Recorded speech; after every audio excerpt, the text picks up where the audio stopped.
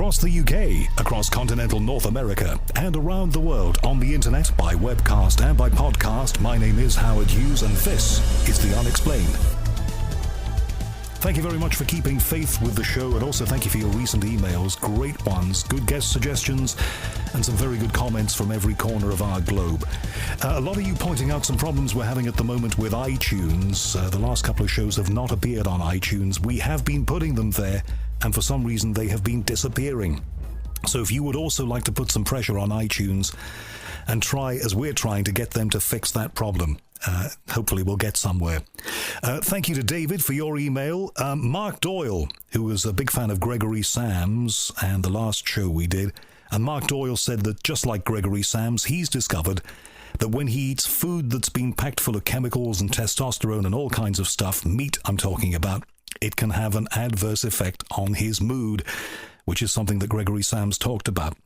I had a very intriguing email from a member of the emergency services here who told me about the spectacular coincidences surrounding some of his 911 or 999 call-outs here. And he says sometimes you find that the right people appear in the right place at the right time. For example, you might have a guy knocked off his bike, and walking past at that time might just be a doctor. He says that kind of thing, those kind of coincidences seemingly happen all the time. Mark Williams, thank you for your email. I'm on it. Elizabeth in Estonia. Elizabeth, thank you for your email. Very concerned about you. Please visit your doctor. There isn't a doctor in this world who will not listen to you about this, okay? Nick wants to put a link on his website to mine. Not a problem, Nick. Mark suggesting Elder George as a guest. Mark, if you can tell me more, I'd be very grateful. Carl suggesting Michael Tellinger. Carl, we've had him on twice, but at the moment he's launching his own political party in South Africa, isn't he? The Ubuntu Party. So maybe we'll get him on again. Colin in Birmingham, UK, with a story about the M6 motorway and some weird stuff that happened there, a highway here in the United Kingdom. Colin, if you can give me some more details, perhaps we can get you on the show. Peter in Christchurch, New Zealand. My good wishes and good thoughts to you, Peter, and for all that you've been through in this last year or two. You have my complete sympathy, and please keep on keeping on, and I'm thinking of you. But you've been through both of the earthquakes that happened in Christchurch, and you've come through it. And, you know, I am thinking about you. Celia wants to know more about the Philadelphia experiment. Stephen Ramirez in Chicago. Some thoughts about Robert Baval from Stephen. Thank you for those. Stephen Myers, if you can tell me more about yourself, maybe we can take your idea further. Tim in Madeira Beach, Florida. Thank you for your email from that lovely place. And also Jean, thank you for your email. And that's just a few of the emails that I've had in during the last week or so. So thank you very much for those. www.theunexplained.tv is the place to go if you want to react with this show. Thank you, as I say, to Adam Cornwell at Creative Hotspot in Liverpool for his terrific work getting the show out to you. Haven't got a lot of time, so let's get right now to our guest, Linda Moulton Howe, American investigative researcher, the best in the business as far as I'm concerned, and she's got some amazing new findings. So let's cross to Albuquerque and say, Linda, it's a great privilege and pleasure once again to have you on The Unexplained. Well, thank you, Howard. I'm glad that I am back, and I'm grateful to you that you're one of the few people on the planet who are trying to bring some intelligence and pressure of fact to Earth mysteries that we all should be paying attention to. We should, and the problem here is that we don't. Partly, and I have to say this as somebody like you who've been involved in the media for years, partly because of the way these things are treated by the media. I don't know whether you followed the story, and this is just before we get into conversation, Linda, but a week or so ago here in the UK, as I record this, we had a great big to-do, as they say here, about big cat sightings in one part of the UK. And the police even were convinced that maybe there was something in this. And then later, of course, we got a statement saying probably there wasn't anything in this, but be vigilant anyway. Problem is that I think a lot of the media treated that as one big joke story, and they always do. And that's why we don't get further than we do with these things. And Howard, when you look at why the media does what it does, and that is knee-jerk reaction with satire and ridicule, to subjects that range from UFOs and crop circles to cat sightings and Bigfoot and so forth, you have to go back to World War II and what happened between England and the United States, and I think Prime Minister Winston Churchill and then General Dwight D. Eisenhower. This goes to something that was released a few months ago, or maybe it was a year now, by the Ministry of Defense in England in your so-called UFO files release, that a son who is a scientist in Great Britain wrote to the Ministry of Defense a letter about his father being a security guard to Prime Minister Churchill. And I believe he said the year was somewhere around 1943. That would have been 2 years before the end of the war. And that the father had told the son, that's what this letter was about, that Prime Minister Churchill and Dwight D. Eisenhower were overheard by the security guard father to the letter writer talking about a UFO, an unidentified aerial craft or unidentified aerial vehicle that had run rings around one of the RAF planes at some place in Europe, and that the father security guard overheard Churchill say to Dwight D. Eisenhower, "You know that we must keep this a secret for at least 50 years to prevent," and it was the normal list of religions falling and economies falling and society falling apart. And all the stuff that we've been hearing for decades. Exactly. And if that is where the germinal seed of these policies of denial, suppression, and lies in England, the United States, and other places began, it is exactly the same counterintelligence minds that were operating in England and for the United States in World War II. Some of the best brains on the planet were in intelligence and counterintelligence. And they are the ones that would then have carried forward policies of denial that included that what happened in Roswell were weather balloons, that what happened in Michigan was swamp gas, the so-called preposterous now Pentagon release a film showing somebody throwing up a hubcap in the air and taking then a photograph of it and saying, this is what UFOs are about. This was a deliberate, planned counterintelligence operation to make sure that the public and the media would stay away from the unidentified aerial craft phenomena as long as the policy of denial was there. And we are now in 2012, September, when the truth is that from World War II to this very day, nothing has changed in those policies of denial about something so fundamental that I personally think belongs to the entire human family. So, Linda, do you believe that there is... Let me just finish. You talked about a policy. The fact is we are not alone in this universe.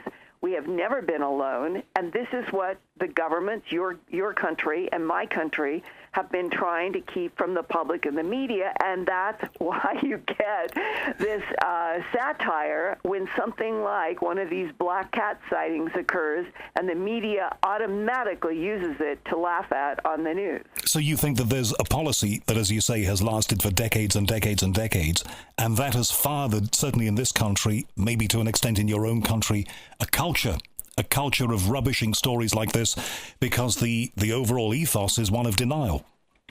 Yes, because the government set that in motion, and they are very good at that. And right now, there's not many of us on the planet who have been working for a long time to bring the pressure of facts to bear on substantial Earth mysteries that when you do begin digging, and you do go to eyewitnesses, and sometimes you go to forensic experts. For example, all the work that I have done in various fields in this country and other places on the animal mutilation phenomena, and you are actually looking at what is happening to tissue and fluids and soil and plants and the ground, and anybody who takes the time and the money to do that when they are dealing with a bloodless, trackless animal mutilation, what they find on the other end of research are enough anomalies, and I've reported, it seems to me, hundreds of them, But what you then find is I am an Emmy Award-winning, Peabody Award-winning, Ohio State Award-winning. I have a long list of journalistic awards and have considered myself always to be in mainstream media. But because I chose to investigate animal mutilations that led to the human abduction syndrome, that led into a whole series of mysteries that seem to be related to the presence of some sort of non-human intelligence on this planet, that you find that then there is a pressure of marginalizing any person who tries to actually go after evidence and report it. Do you feel marginalized? Do you yourself feel marginalized, Linda? There's been efforts to marginalize, but I think that what has worked in my favor has been that I never, ever tried to go off of the strict journalistic path of going after the multiple eyewitnesses and letting them speak for themselves, and then combine it with going for forensic evidence. But that's the difference between you and a lot of other journalists and people who write books these days. You know, we talk to an awful lot of people who write books based on third-party accounts. You are one of the few people who actually believes in what I was always taught when I was at university studying journalism, and that is, go to primary sources if you can. Exactly, and use the New York Times and the Washington Post and the London Times rule. You always try for 3 if you can get them. And sometimes I'm in the position where I can talk with 6 people, and only one will give me permission to talk with them on the record with their real name, and sometimes even 6 people that you have a really well fleshed out story, that person might not even give you permission to use their name. And that is always a challenge to any reporter worth their salt, because your strongest story is when you have the name and the rank and the title and the location of the person that you are interviewing, and that's what you're always trying to report. It's what we call standing up the story. When you get into the situation, you've got loads of experience doing this. When you get into a situation where somebody tells you a great story, which many people have over the years, and they say, by the way, please don't use my name and don't attribute this to me, what weapons do you have in your armory to use to persuade them to please go on the record for everybody's sake? Sometimes I have appealed to people, depending upon the seriousness of the story, that if they will use their name, and I can support it as a reporter, as a story with documents that I have, and that in some cases cannot show, but I can say that I have, and that they use their name, other people who have, and usually these are military and government sources, other people will come forward even if I cannot use them on the record. And that has happened a few times where somebody has said, okay, I'll do this, I'll go on the record. But what I have consistently found, and still feel it is very legitimate journalism, if I say I will call you John Smith or Jane Doe, but you have to send me your DD-214. You need to send me any articles of discharge. I need photographs. I need information about where you went to school, your high school, where you did military training. And I will have a file of documents that people send me, even in some cases where they will not say, yes, you have my permission to show this, with blanking out Social Security numbers or relevant personal data. So at least I have been able to feel confident that I have files that back up people that I have put on the air as John Smith in really difficult subjects. For example, right now, I'm dealing with what started out as, I thought, a fascinating mystery, not knowing really, do I have enough here to substantiate it? But I'm going to go with the interview with Doug Muchler a couple of months ago, who had emailed me after I had returned from Göbekli Tepe in Turkey, in my own research of that amazing place that has been carbon dated at 12,000 years old, and then 1,000 years after it had been constructed, which is amazing, and we can talk about later in the program. 1,000 years later, it was buried. And there are other buried sites of archaeological note around this planet.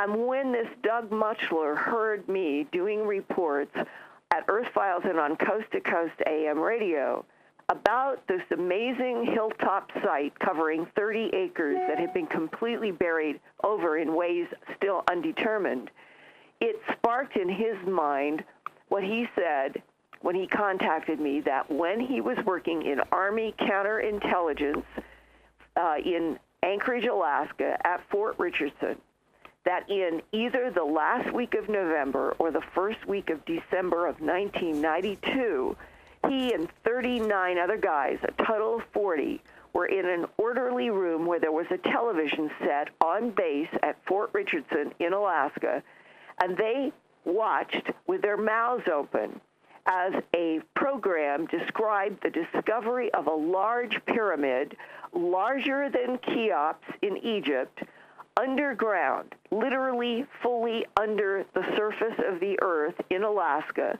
and that its discovery had been tied to the Lop Nor, China, underground I believe it was May 22nd, 1992, underground nuclear test of 1 megaton. So that was in May, the end of May, and he's talking about the end of November or 1st of December. So it was about 5 months since the China test and this program on the air, which would make sense if scientists were studying the crust of the Earth and using the detonation in China, which was a large detonation at the time, to study the crust, and they had discovered this pyramid, and that's what the story was. And what is this thing in Alaska, which is much remarked upon on your website at the moment? What is it, do we think? I'm describing the seed of how this story started. So Doug Mutchler had contacted me. I had done an interview, and he had said very straightforwardly, I would like to know if any of those other men in the orderly room are out there and remember this and could get in touch with you, because he said this is what happened. The very next day, I contacted by phone the Anchorage Channel 13 and said I wanted to get a videotape of that news story the night before about the pyramid being discovered in Alaska, because I was based there and I wanted to know more about it. And they said that they couldn't discuss it on the phone, and I went down and I met, he said specifically, with the general manager of the TV station, who said that there must have been some misunderstanding, that Channel 13 had not broadcast anything about a discovered underground pyramid the night before. Wow. And when Doug Mutchler said to the general manager, but there are 39 other guys and me, and we heard it last night. That's why I made this trip down here. The general manager said, you're mistaken. We did not broadcast anything. And this guy with counter intel experience for 13 years in the Army said, I'm being lied to. There's a cover-up here. There's somebody who doesn't want people to follow this up. So he's leaving the station, and a engineer some tech that he had seen in a studio where he had gone to meet the general manager, came over to where he was leaving, whispered in his right ear, you're right, we did broadcast it, but I can't help you. We've been ordered to destroy the tape. That's amazing on all kinds of levels when you think that we associate that kind of cover-up with Roswell, if it happened then. People would be very surprised that it could happen more recently. Well, absolutely. And this is what's called the MO, the operating modus operandi of the way governments operate with media. Behind the scenes. And usually there is not a person in Army counterintelligence who confronts a TV manager of a station and gets such a response, but nevertheless, behind the scenes, a lot of us know that there are all kinds of strings that can be pulled by the Department of Defense in the United States about the so-called major media, and can block stories, stop stories, divert stories, and this, I believe, happened. Now, that went out on Coast to Coast AM here. In a week's time, that program on repeats reaches about 5 million or so people. And I had put out an appeal for anybody who might have any other information about the discovery of this underground pyramid in Alaska to get in touch with me. Well, I started getting some of the most amazing emails of my career from people who said, you can't use my name, I will not do an interview, but here is what I know about.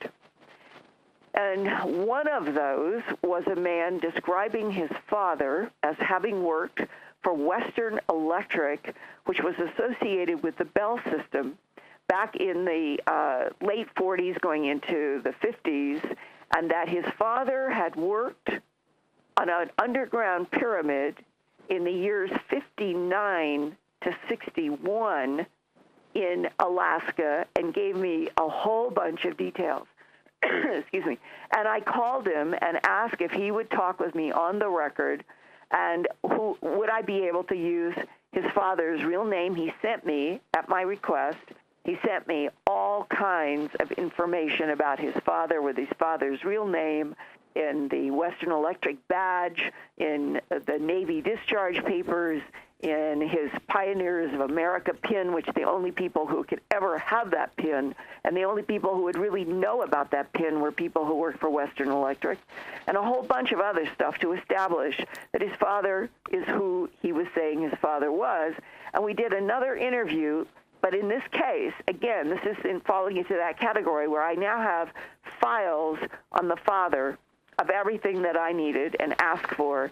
I have files on the son, but the son asked me to call him John Smith and not use his father's real name because the father is still alive.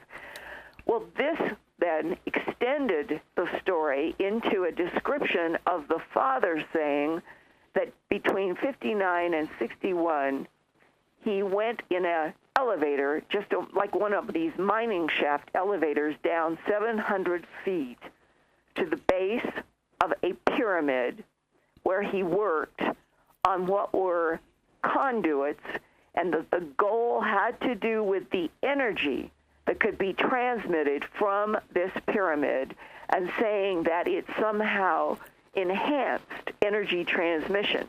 Now, that went out in my last coast was last Thursday, and since that broadcast, I am now getting some of the most serious descriptions that I have to date from people who have firsthand knowledge about some kind of a large pyramid west of Mount McKinley, if you look on a map. And I have maps at earthfiles.com. Your listeners can read about and look at everything I'm telling you at earthfiles.com. Think of a reporter who files news about the Earth, so it is earthfiles.com is my website, and my email address is earthfiles@earthfiles.com. And I have a whole series of reports now with Doug Mutchler, the first contact, with the John Smith character in the second contact. And I'm going to be posting by tomorrow a part 3 in a second series. This will be my 6th on this story, that contains some of the most astonishing supporting material, meaning these guys who approached me, I think, have been telling absolutely what happened in their lives as firsthand. And now I'm getting people who are supporting everything they've said and more. And then, Howard, stand back from this and say, my God, a pyramid larger than Cheops, underground, under the crust, in Alaska, west of Mount McKinley, in some of the most rugged rural area on the planet. But in a place where it's very hard for most of us to get to and see. Yes, and who would have had the ability to put it there?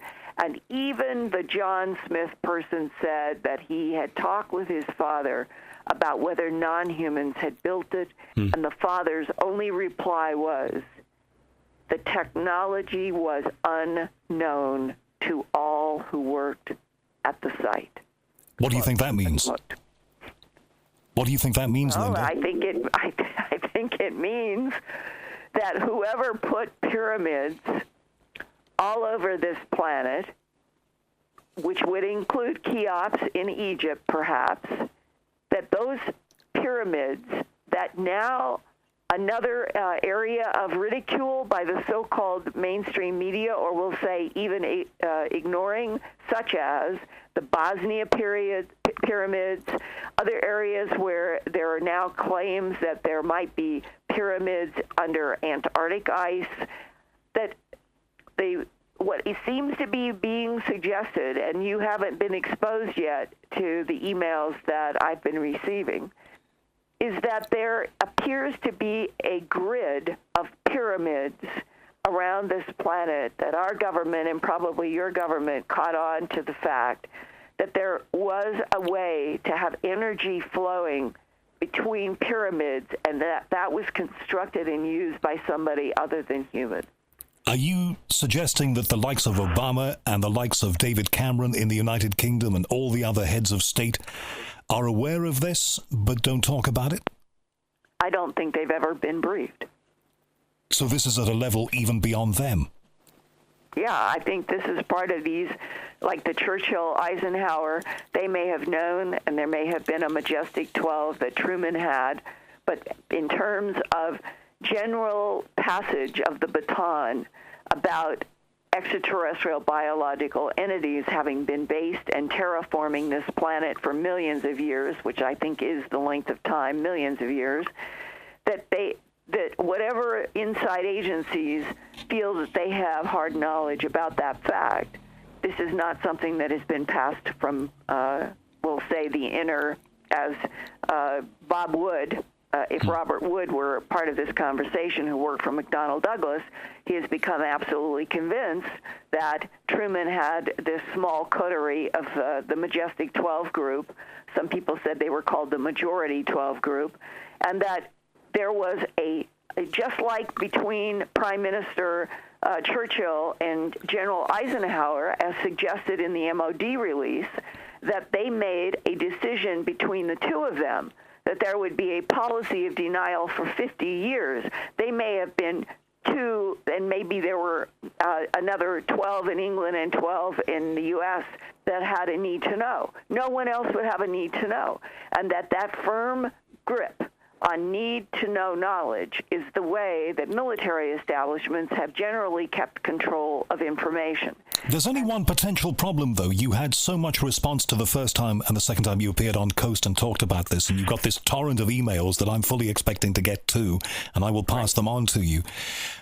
If so many people knew about this stuff for so very long, are you really convinced that, most of them could have kept their mouths shut so effectively for such a long period? Somebody's always going to talk. We're not talking about even dozens. I'm saying that the emails that I am getting from people who have, we'll call it a facet of knowledge that supports this story, and that it's firsthand and they can prove it. You can have a facet. That's part of the need to know. Let's say that the whole mystery is a diamond that has 1,000 facets. The diamond is the whole story. One of the facets has a key piece, and maybe 7 people worked on that facet. And maybe over a period of 60 years, if you have 1,000 facets and 7 people in 1,000 facets had that faceted need to know, then you've got 7,000 people, but they do not know what the diamond is. That's the situation on this story, and that there are facets in which people have clearly firsthand hard knowledge. So these are a bunch of people who've been in touch with you. They have something that perhaps they or their fathers have wondered about all these years, but they've never been quite sure about. Here's their opportunity to tell you, and you can put together the pieces. That's what I'm hoping. Linda, this is an amazing story. Where do you think this story's going to go? Wait till you read the Earth Files. This is not fantasy. fantasy. This is not mythology. But where's it going to go? The number of times I've heard Richard Hoagland talk about a great discovery on some distant planet, perhaps Mars, and you've thought, this is it, the face on Mars, this is the smoking gun. Okay, that's not analogous with what you're talking about, really. However, the number of times I've heard stories that had the potential to go really huge and international, and those stories, for whatever reason, didn't happen. Are you sure that in this case, this story is going to get the traction that it needs? I don't know. I'm doing the best I can to keep gathering as much fact and firsthand testimony as I possibly can, and I'm trying to report with focused intent on what number one, what could be buried west of Mount McKinley under the crust in Alaska. Secondly, if the next level of all these implications bear out that there are pyramids all over this planet, and that we are in a phase of history in which they seem to be being discovered or reported, whether they're being denied or whether archaeologists are rushing there to uncover, and the Harvard University is willing to step forward and say, yes, my God, there are pyramids all over this planet, and a lot of them are underground, and we don't know who built them. I would love to see that press conference. But we are at some kind of an archaeological transition here. If you start with just Göbekli Tepe, which I have now been there and been right down in the archaeological pit and have been to the museum and have seen astonishing stone, I'm going to say totem statues and all kinds of things that they have taken out of this amazing site.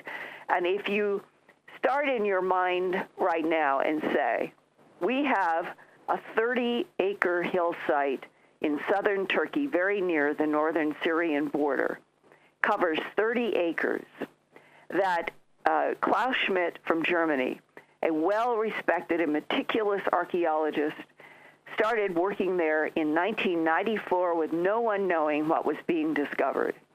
And it really was not known until 2010, when he had been working there for a long time, had uncovered only about 5%, remember this, only 5% of this hilltop site has been uncovered. They know about the other 95% because he paid to have deep ground penetrating radar over the hill. And I'll try to summarize and give you a mind's eye picture of what we're talking about. There are approximately 300 19-foot tall, elegant, thin, carved limestone pillars placed in rings or circles, literally all over this hilltop. 300. Nearly 300. What they have exposed of those 300 in rings, all of them are in repeating rings. What Klaus Schmidt has uncovered, what I was there standing on June 13th with my own eyes and mind, are about 5% of those 300 have been exposed over essentially 94 to 2012. Careful, meticulous digging. And as they have dug, he was doing very careful carbon dating, as he could do in layers. And if you are starting at the surface and you have surface soil, and then you're going down at least 19 to 20 to 25 feet in dirt, it's taken a very long time to expose those sections that they have. And as they have gone down, it was only 2 years ago, it was the end of 2009, so that's almost 3 years ago. They discovered a 6-foot 4-inch stone totem. It was completely hidden. No one knew it existed amid all of these rings of standing, elegant pillars. And in some of the pillars, which ties to the construction of the totem and other things that I saw in the museum. Imagine this. these are T-shaped limestone. The tops have like, think of a T, so that there are these elegant columns that come up, but nobody has glued on the T's. These have all been made out of singular pieces of limestone with these shapes. And what makes it even more astonishing is that several of the pillars already excavated, and who knows what's going to be in the other 95%. There is one of these beautiful pillars has a full-blown, like 3 to 4 foot long, cat-like. You can't say that you completely identify the creature, but it is something cat-like with a long tail. And Howard, it is fully blown and formed in three-dimensional form coming out of the side of one of these elegant, thin, beautiful 19-foot-tall T-shaped limestone pillars. And it's not glued on either, this full-dimensional animal. And then we have the ability these days to fabricate stuff like that. But if we think about a civilization... 12,000 years ago. But yeah, exactly. That's what I'm saying. That, you know, to the idea that a previous civilization, us, could do something like that, that stretches credulity. So if we don't believe that we did it, somebody did. And they had knowledge and abilities and techniques that we can't even conceive of right now. Exactly. And as I stood there with the sun to my back, because we got there for sunrise, and I was standing facing the sun, pure east, on June 13th, and I wanted to know when the sun hit my face, and I turned around with my back then to the sun, what would I see first down inside of the archaeological pits being hit by the first rays of sun? And it was so interesting because it was two specific pillars that stood out, and they are considered to be on a, if you want to put it this way, instead of the thin, it's the broad side of the sculpture, because they're very thin, they're very elegant, but there is width to them because they are T-shaped, and some of them have these creatures coming out. And you could tell that there was definitely a line up of those pillars to something having to do with the sun getting very close to the to June 21st in the summer solstice. Well, when I then moved forward and went down the hill, and you could get down on wood ramps that will take you right down very close to these excavated pillars, and you're standing there, and I'm staring at the cat coming out of a pillar. I'm staring at animals that are carved that I don't even recognize what they are. And my whole life, I've depended upon my gut to give me insights to wherever I've gone, whatever I've been investigating. I was expecting that when I walked down onto those ramps inside of Göbekli Tepe, that I would get an intuitive sense of what is this for? And I got zero. I couldn't get, my mind couldn't absorb a reason for what these rings of pillars were about.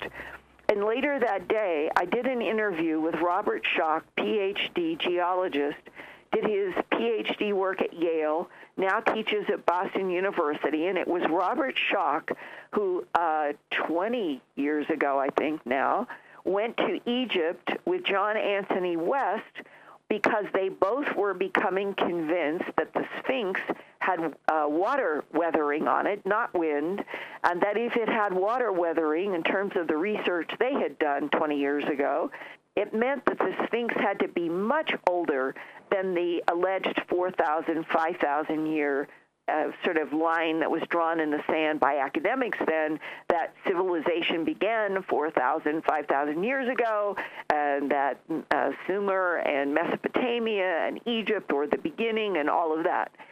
They go, this made the New York Times and the London Times, it was headlines around the world, that geologist Robert Schoch stuck his neck out and said, this is definitely water weathering, and the only time that we have been able to research that would make sense that there could have been this much water at this place on the Nile in Egypt. It was 14,000 years old.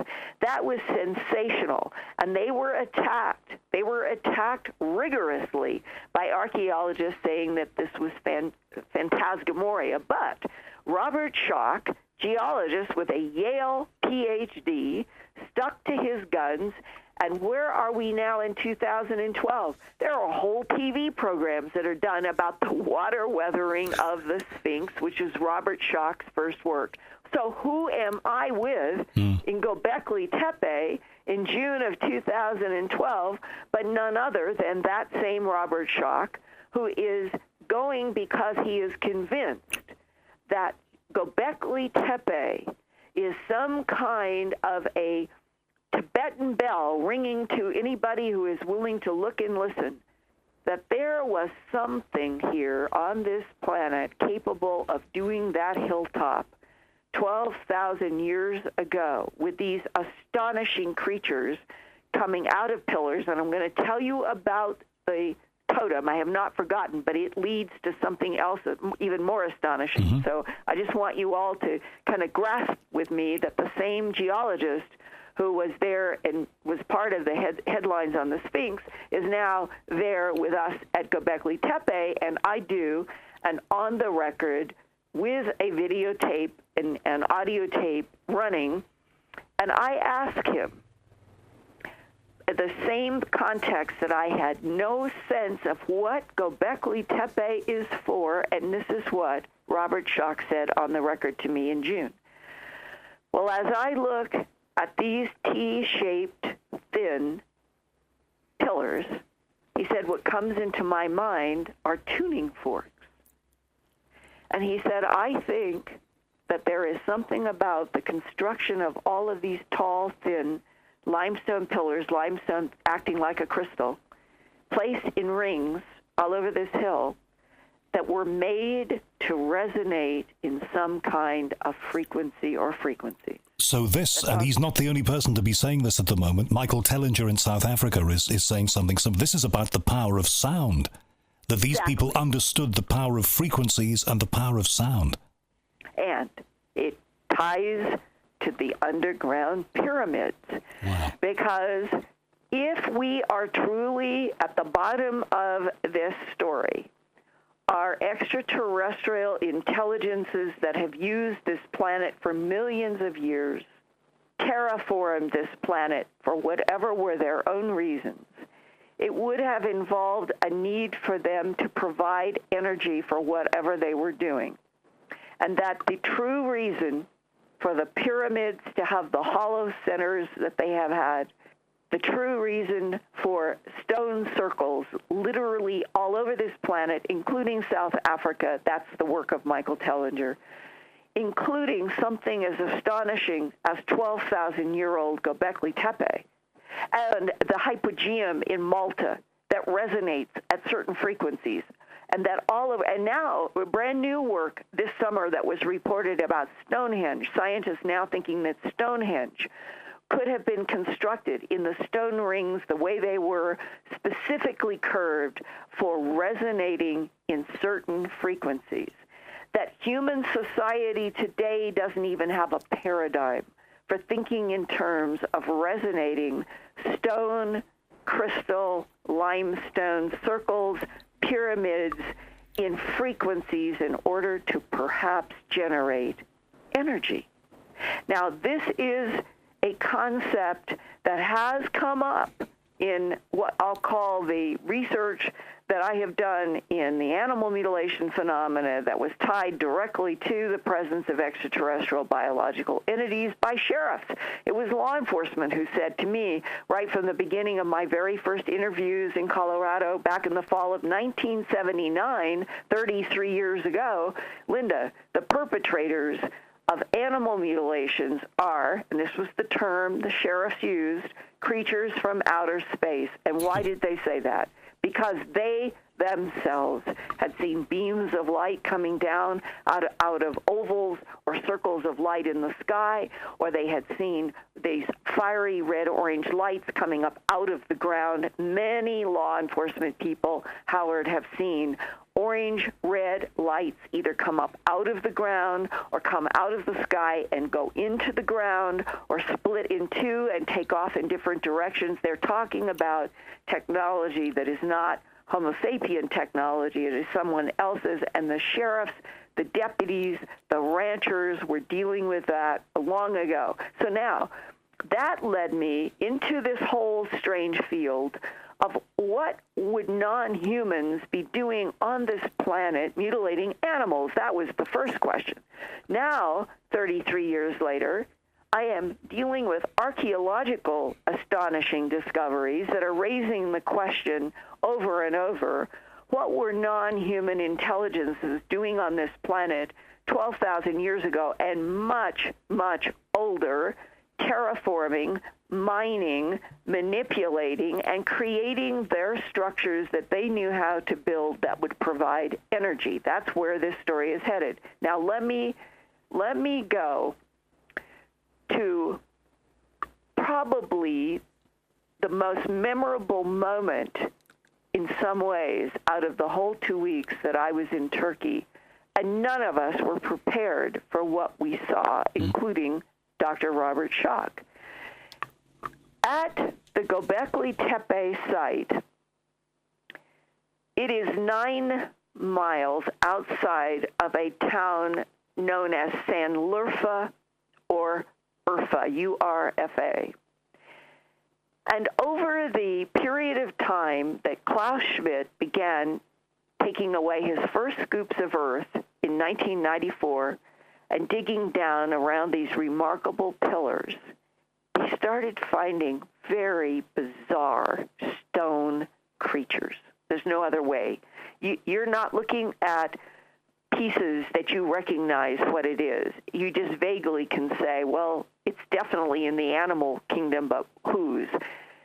And they decided that they would start taking some of the sculptures that they would find not coming out of the sides of the pillars. These would be like somehow they had some relationship clearly to, if you saw how Göbekli Tepe once looked upon, say 12,000 years ago, these strange stone creatures would have apparently been dotted all throughout all these repeating rings that had animals coming out of the sides of them, all made and conceived and somehow technologically produced as columns. Well, that whoever was conceiving that was also conceiving these bizarre stone creatures, and they started taking these to a museum in Urfa.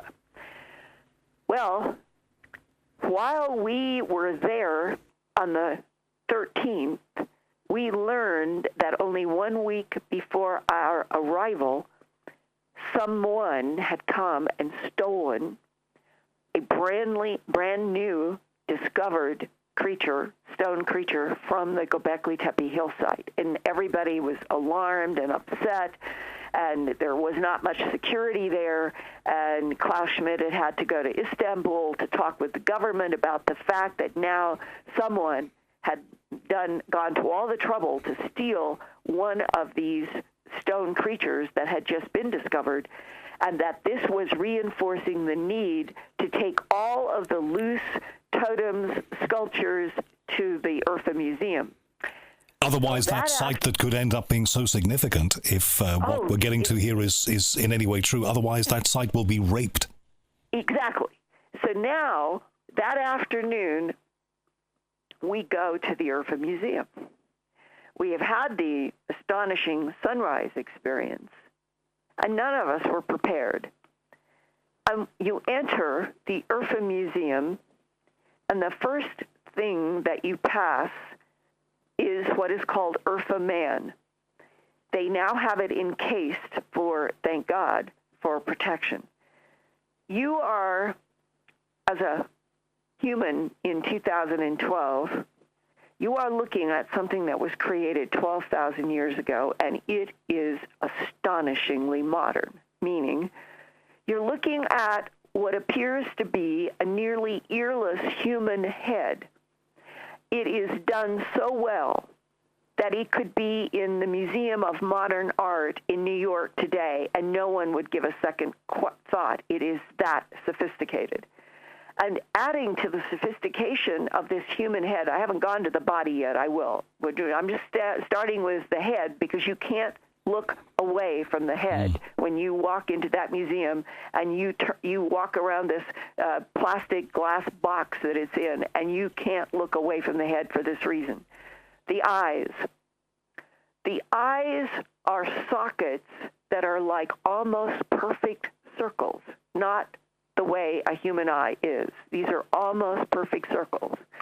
And protruding from these almost perfect circles out at least 3/4 or a full inch are faceted obsidian. And if anybody has ever seen faceted crystal obsidian, they will know what I'm talking about. The eyes glint with the facets of the crystals protruding out of these circles, this 3/4 to an inch. And the facets begin to draw you in to the point that you can't look away from these strange, faceted crystal, pure black eyes. An amazing description. Who could craft something like that? I mean, obsidian is as black as you can get. Exactly. And go to Earth Files, my first 6, I did a 6-part series when I returned. And in the 5th part is all of my story from the URFA Museum, including my own photographs and my own efforts to try to show this. And as you are totally encapsulated in your mind by these black crystal eyes, you begin to realize that right in between or coming down was once a gigantic nose based on the scar that is in the middle of this perfectly sculpted, incredible head. And someone, something, has knocked the nose off, leaving the scar in the middle of this very sophisticated, sculpted head. And then, right below the scar of what was once this big nose, you realize that your mind is looking for lips, and there are none. There is no scar. This is deliberate. There is no mouth. This is a sculpted, perfect, unbelievable head with suggestions of little ear tips, but there is nothing where a mouth would be. A human mouth is one of the first things we all look at beyond the eyes. So a representation of what may be an extraterrestrial creature that would communicate not by speech and words like we do, but in another way, perhaps through thought. That's the first thing that came to my head, Howard, is that I'm looking at the sculpture of a head to which communication was telepathic, because it's either symbolic and metaphoric, that there is only a sunken area in the chin, there's no suggestion of anything that could ever have articulated, or that this was a relationship between the non-human intelligence that made Göbekli Tepe and humans that may have been around that were used for labor, were communicated with, but only telepathic, and that this was a human that had no ability to articulate voice. And then, but I'm saying that's what came to my mind first, because I kept coming down this unbelievable Urfa Man sculpture piece by piece. It's so astonishing. And then my mind is coming back a little bit wider in my mind's eye from this sunken chin that has no mouth to a neck that is going down into a double V neck. There are borders to these V's on what is essentially a leotard. There is no other way to interpret it. But it is a double V. The neck is coming out of a very precise, well-sculpted double V that I have seen in sketches by people in the human abduction syndrome who have encountered non-humans wearing V-necks, leotards, and they have had the same sculpted V or double V on these leotards in non-humans. And here I'm looking at a double V. There's nothing loose on the rest of this body. So is that a design characteristic or a symbol? My own sense is that it is a depiction of a uniform that is leotard. That's what my own sense is, but you're raising a very intelligent question. Could it be that this is something that was worn on a leotard, or was some, I don't know, but my mind concluded that I'm looking at a double V-necked leotard. In other words, it could be a Starfleet, I don't want to trivialize this, but a Starfleet uniform, Star Trek style. Everybody ends up saying, well, did Star Trek copy who was here 12,000 and more years ago? Did Roddenberry? Well, Gene Roddenberry knew an awful lot, didn't he? He knew an awful lot. Oh, he was given all kinds of inside information, and the very uniforms that the so-called Star Trek command fleet wore could have been hand-given to them by agency insiders saying, and this is what your uniforms will be like, and that all of this was being seeded information without anybody knowing that Star Trek was basically pollinating whole huge generations of humans on this planet to something that our governments knew were true, but they did it through Roddenberry in a TV series, and that one of those we'll call it common denominator links, were the V-necks that were outlined in the Star Trek series, and I'm looking at a 12,000-year-old sculpture that has a double V-neck, but now come down the torso. And I'm leading to the totem, believe it or not, because you have to go to Urfaman first. The arms that appear to also be in leotards, the hands, just like the carved fingers on one of the 19-foot pillars that we saw that morning. Don't tell me they have 6 fingers. 5 fingers in the front are grasping an erect phallus. The testicles are hanging down below what you would assume were the little fingers of the Urfaman's 2 hands holding his erect phallus, and the bulges of the testicles are below, and you can see this very clearly in the photograph that is at Earth Files that I took with my own camera. Now, if, as every archaeologist in every article that I have read, including translations from Turkish archaeologists, I've read a lot about Urfaman through a lot of archaeologists. Every single description is that this is an erect phallus that is being held by the Urfaman. You are counting 5 fingers on the outside of the erect phallus. Wouldn't it make logical sense that on the other side, the implication is that the Urfaman is holding the 3-dimensional erect phallus with thumbs that you cannot see? If that's true, and that comes up as a question in the pillars and other things, this Urfaman had 6 fingers, 5 on the outside, and an implied thumb on the other side of the erect phallus. How staggering. You must be so excited by this material. I can hear it in your voice. Well, but where are we headed with this, which is coming up to the stone totem.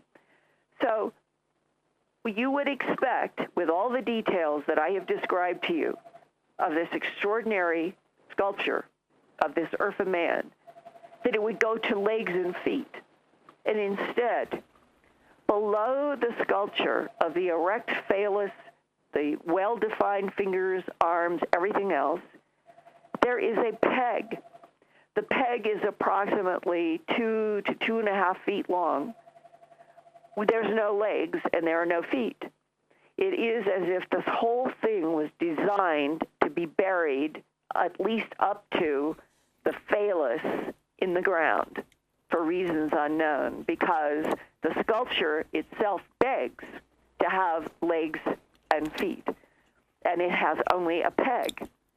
Now, you leave this extraordinary Urfaman with a focus on phallus. You think of phallic cults, you think of the idea of sperm and egg, the evolution of life. You walk further into the museum, everything is from the site, the Göbekli Tepe site. You're looking at weird creatures. You're looking at things you do not recognize, all sculpted in stone. And then you come to an area where there is the 6-foot, 4-inch totem that was only discovered about 2 3/4 years ago, was not brought out of the hillside until 1 year ago into the museum. And the way I came into this room, I was coming into it from profile. When you go to earthfiles.com, you will see my first angle, my first photograph.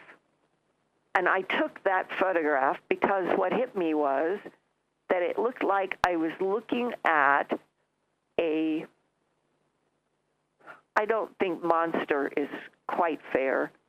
Let's just say an unrecognizable animal's head at the top and what looked like reptiles, snakes, the heads and bodies of snakes coming down, 2 of them, to the ground from the side with this unidentified creature's head at the top. That's when I took that photograph. Then I went in closer, and I took closer photographs of what I thought were the snake heads. And then I came around full front to the totem. And I was so astonished that transforming before my very eyes the trickery of this sophisticated, intelligent, mind-blowing sculpture. When you moved just to the front, the creature's profile in the front is completely obliterated. The face is completely and totally cracked off or erased. But the very next part of what we'll call right below, what I thought was a creature's head from the side, is another creature. And it definitely looks like a bizarre creature. But what was the snake head and the body from the side is now on both sides are the shoulders of the bizarre creature below the obliterated face, and the snake from the side are the arms coming around to, again, fingers. And what are the fingers and the arms that look like snakes from the side, and shoulders and arms and fingers from the front? What are they coming down to? They are coming down to the pubic region of this bizarre creature. And what is coming from the pubic region? A human child being born. So right in front of you is a narrative, isn't it? I mean, that is a narrative of us being seeded, being developed, being influenced by something else. And what popped into my head standing there in shock was the briefing paper allegedly for the President of the United States of America that the AFOSI, the Air Force Office of Special Investigations agent, on April 9th, 1983, showed to me at the AFOSI office at Kirtland Air Force Base in Albuquerque in a meeting that had been prepared for me by Peter Gersten, the attorney representing Citizens Against UFO Secrecy in New York. And I was there only because I had signed the contract with Home Box Office to produce an hour special for Home Box Office called UFOs, the ET Factor, because the documentary department at HBO had me in New York on March 21st, about 3 weeks before this meeting in Kirtland, where I signed a contract to produce this hour for HBO. They wanted me to go beyond my A Strange Harvest work on animal mutilations that law enforcement themselves in my documentary tied to creatures from outer space.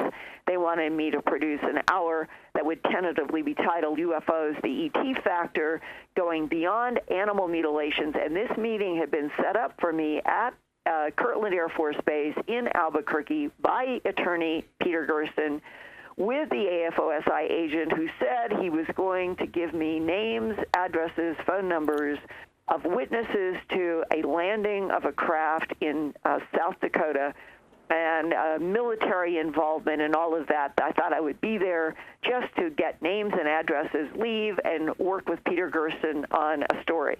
And instead, I was handed this alleged briefing paper for the President of the United States, approximately 12 pages long, and it went into the history of our government's projects trying to, top secret, need to know only, trying to investigate the presence of unidentified aerial craft known as UACs, unidentified aerial vehicles known as UAVs, and UFOBs, unidentified flying objects. When you look at historic documents from the Truman administration, you will find UFOBS, which was separating it from the popular UFOs in the press. So you had UFOBs, UFACs, and UFOBs, I guess, and that this went to a page about our government's retrievals of unidentified aerial craft or vehicles from more than half a dozen locations, summarized them, gave dates. And then there came a paragraph that I have never, ever forgotten. Remember it etched in my brain. These extraterrestrial biological entities manipulated DNA in already evolving primates to create Homo sapiens. And then later in the paper it said, all questions and mysteries about the evolution of Homo sapien on this planet have been answered and this project is closed. Now, I was being exposed at an AFOSI office inside the grounds of Kirtland Air Force Base. That is the center of weapons development and testing for the United States of America, is Kirtland Air Force Base, always has been, and is to this day. And I am being shown a paper that said on the cover, without a date and no agency, but it said on the cover, briefing paper for the President of the United States of America on the subject of unidentified aerial craft. So you must believe after that you are being used as a conduit for this information to get out. I mean, you are the channel, aren't you? You must be. Remember, I was there as a TV producer working under contract for Home Box Office. That's why. And somebody decided that they were going to take that a stage further and they were going to give you something more. Well, much more.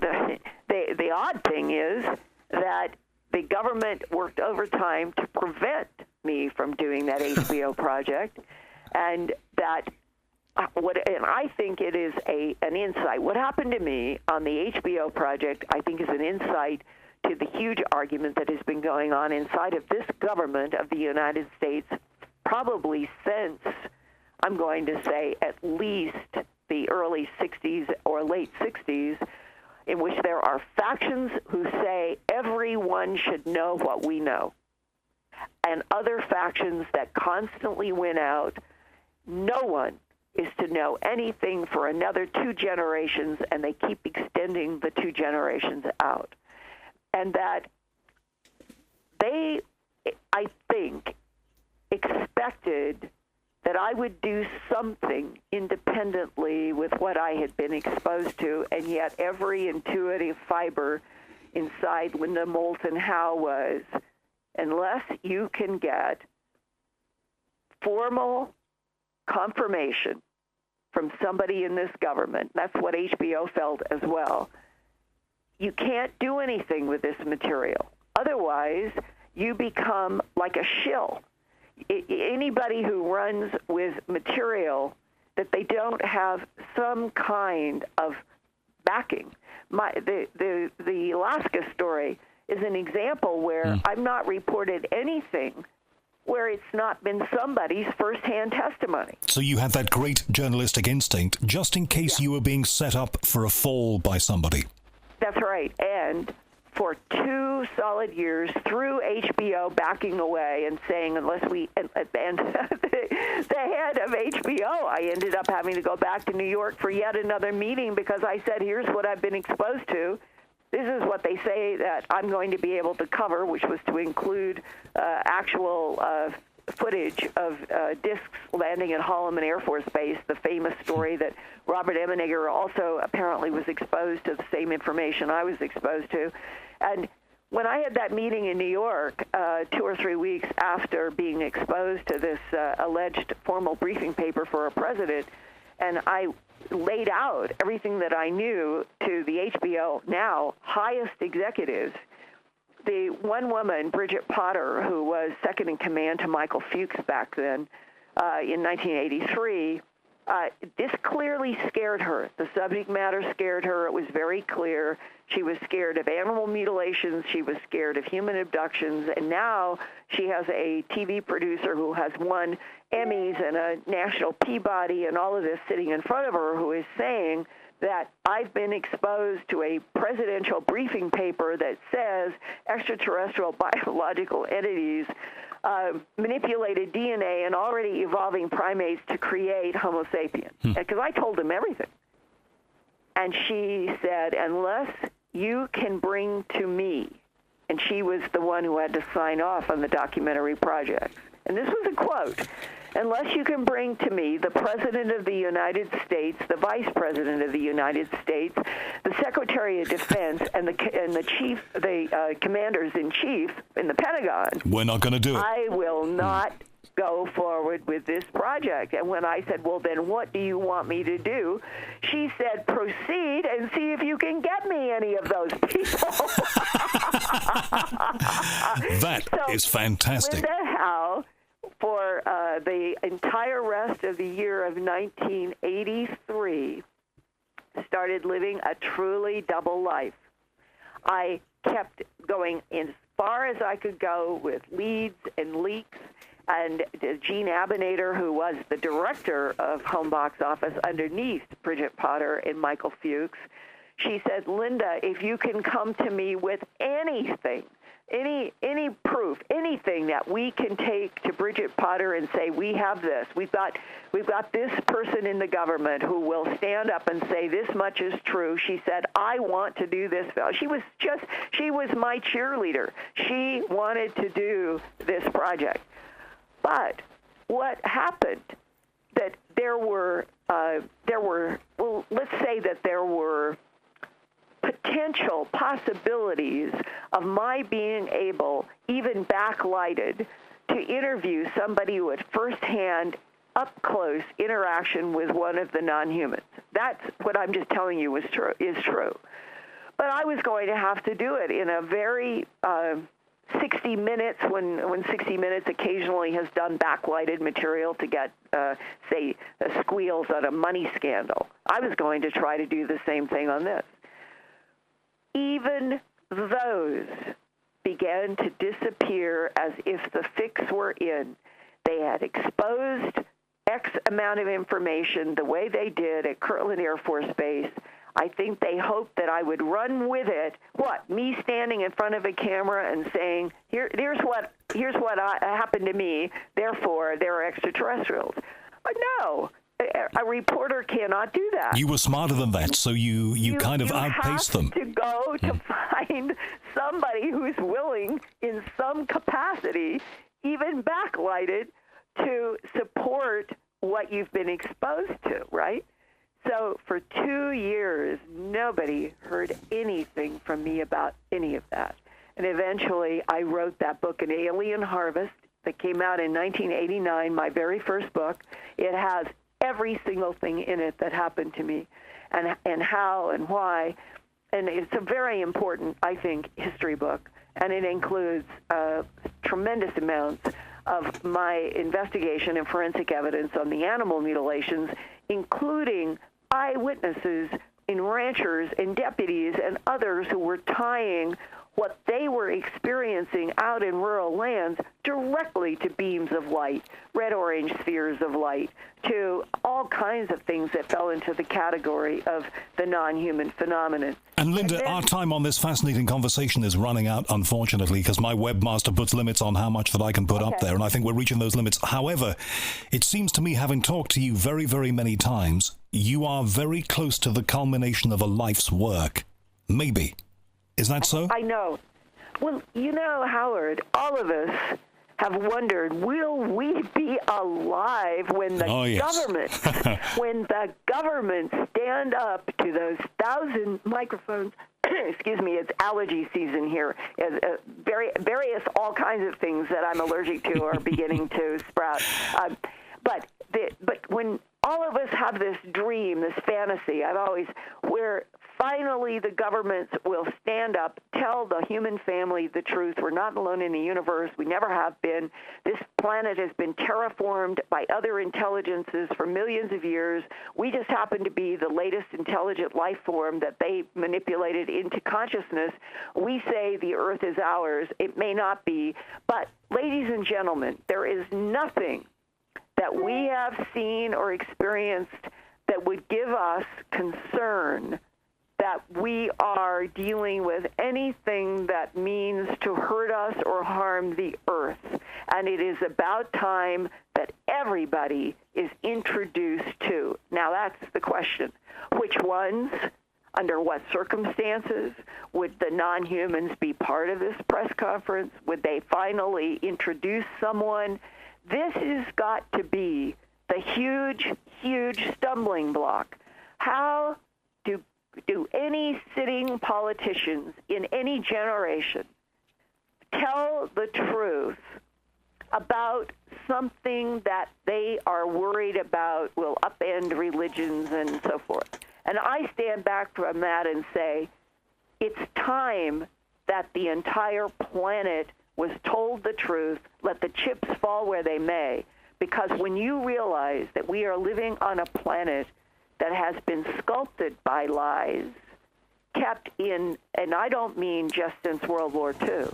I'm talking about all the alleged secret societies over, let's say, at least the last 5,000 years that have kept control of this planet, control of the barter system, all the money systems, the power systems, because they have had either secret knowledge and maybe even secret allyship with one or more of, we'll call them the terraforming intelligences, for reasons unknown, that have chosen to continue to have some kind of input and control and manipulation on our planet while they are off somewhere else, or they have emissaries here that we're completely unaware. Either way, when we are finally told the truth, whenever that might be, the entire history of this planet and our solar system, I believe, will be so different from what we have been taught. And Linda, we only have seconds now, but I have to ask you. We're owed truth. We are owed truth. I think, nobody listening to this, I doubt anybody would disagree with that statement. Do you believe the things that you discovered in Turkey and what you're learning about Alaska, do you believe that this material has come out through happenstance, just through research, or because somebody somewhere meant this to get out at this point in time? It's an excellent question, Howard, and I wish I could give you a reporter's answer that had facts to back it up. The only thing I know is this. A huge question is now in my personal reporter's mind. Who had the ability to cover up all of these sites around this planet for so long, such methodical ways, because it couldn't have happened just by ice ages and dust. And that is a whole separate story. There's a conspiracy linked to that potentially. Linda, this is amazing. Your enthusiasm for the subject always communicates itself to me. I can hear the excitement in your voice.